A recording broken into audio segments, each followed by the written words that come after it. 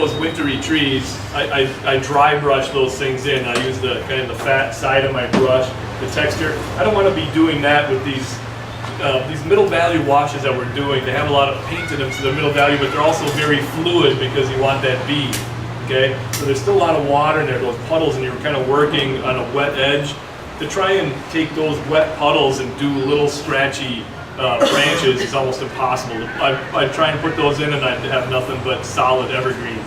So I'm just waiting to put in those little dry branches and those smaller dry trees until later in the game with much thicker paint and a smaller brush.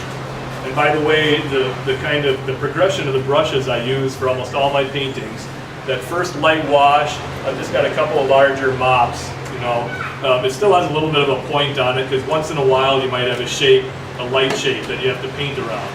But more often than not, those are only the larger white shapes that I'm worried about at that stage of the game. Any of that small stuff, I'll scratch out with my fingernail or put it with gouache or something. Are those squirrel hair? They look kind of like squirrel. The squirrel hair mop, yeah.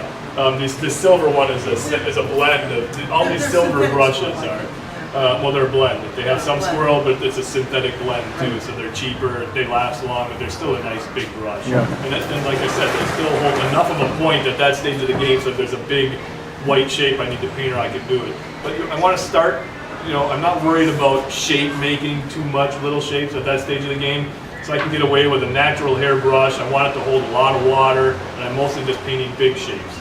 After that, I'll go back, probably still natural hair brushes, another one of those silver ones, the blend, and then a sable brush, because I still want it to hold a lot of water, you know, so I have that wet edge, but a little smaller brush, because now I'm starting to find a few smaller shapes, okay? So your preference is always for rounds and mops? Yeah, I learned with rounds, so I mean, there's a lot of people that paint with flats, there's nothing wrong with that, I like the rounds. Is that a 16?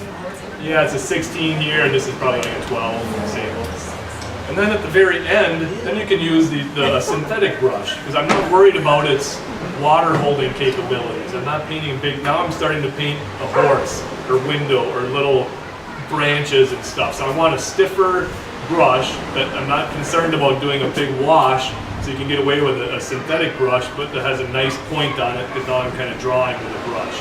So I start with those bigger mop brushes. I'm not worried about little shapes. They hold a lot of water. I'm usually just covering the paper with it. This intermediate middle value wash, I still want to use a natural hair brush because it'll hold the water, but just a smaller version of it, so I can have a point to, you know, do some of this little finer work on. And at the very end, now I'm going to use a synthetic, stiffer brush with a point to do little shapes. Okay, and you can get away with, you know, 4 or 5 brushes. You don't need 40 brushes in your gear. Okay, so now when it comes time to putting my darks in, I don't want to start by painting little